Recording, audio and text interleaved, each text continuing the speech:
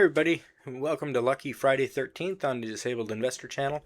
Um, I'm Patrick, on a mission to grow my registered disability savings plan to $1 million and sharing my journey with you so you can learn from my mistakes.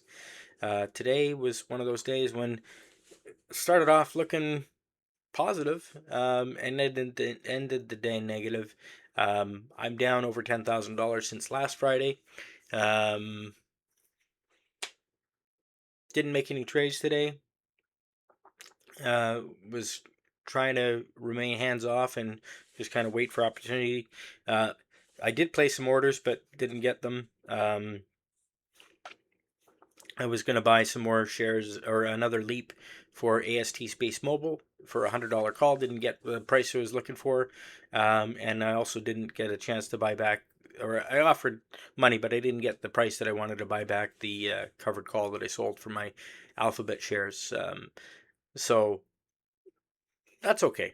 That covered call is probably going to expire worthless, but I'd kind of like to accelerate it and buy it back before then so I can sell another call and repeat the process, but we're not there yet. My portfolio ended the day down about $700, and I didn't, as I say, make any trades, so it wasn't anything that I did specifically. Maybe more what I didn't do.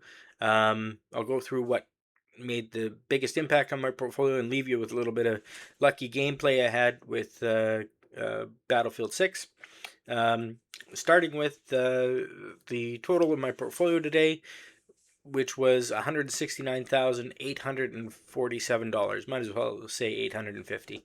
And as I say, that's down $700. That is worse than I would have done had I just invested in the indexes. Seems to be a week at that. So maybe it's telling me something.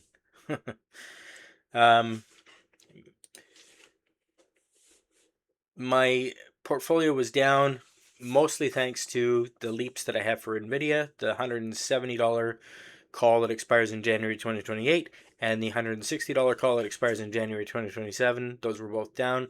The $250 call I have for Apple expiring in January 2027 gave up some money. The leap for AST SpaceMobile, it's a $25 call. That was down as well. My shares of Alphabet gave up some money, and so did my leap for Intel. Overall, it was kind of a red day. It was looking green at first, but as a result of the cooler than expected inflation numbers, which could mean more rate cuts, but who the hell knows? Bottom line is it didn't really have a positive impact on my portfolio today. But the Canadian index was better than the American index, again, by a lot. So that's telling me that I should probably put some more money into the Canadian index and kind of overweight Canada. So I think that's probably what I'm going to do next week. The green spots on my screen, thankfully there were some. The positive came from a $150 call I have for Reddit. Reddit gained some value today, so did the leap that I have for that. That's a $150 call expiring in January 2027. My shares of iBit, the iShares Bitcoin ETF, that gained some value. My leap for Planet Lab, it's a $20 call expiring in January 2028. That was up. My shares of XEQT, which is the total market ETF, gained some value. The leap I have for PayPal, that's the $40 call, that gained some value, expiring in January 2028. And shares of Smart Centers REIT, Real Estate Investment Trust, they gained a little bit of value as well today.